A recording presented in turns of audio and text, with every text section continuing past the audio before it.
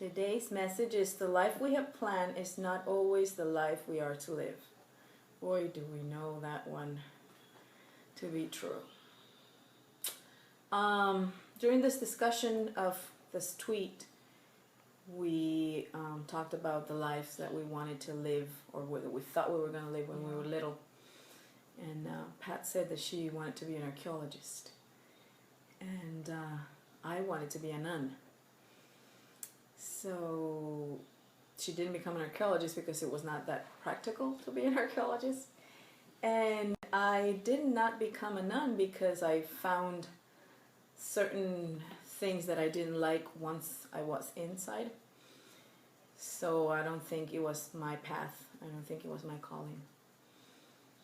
I became a flight attendant instead, just totally opposite. And I had a lot of fun. Were the greatest years of my life was when I worked in the airline. So Pat got married, had kids, and she sort of like for a while had the life that she had planned. I don't remember planning getting married or having kids. Once I became a flight attendant, it was like so much fun that I didn't actually think about that until I was ready to have my first daughter. And then I don't actually remember planning it. But one thing that I can be sure of is that I did not plan to become a widow and to be raising kids on my own. I have heard that people plan these things on a subconscious level, on a spiritual level, on a soul level. If I did, I'm not sure why I did this. It hasn't been the easiest 2.5 years. But I have a life to live. And even though I didn't plan becoming a widow and going through all the things that it seems to me that after my husband died, all these little pots that were boiling someplace have been open. And it's like my life has been this non-stop Latin soap opera.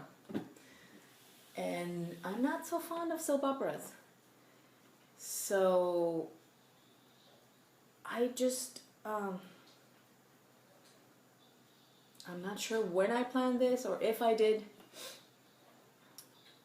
but I have to live this life.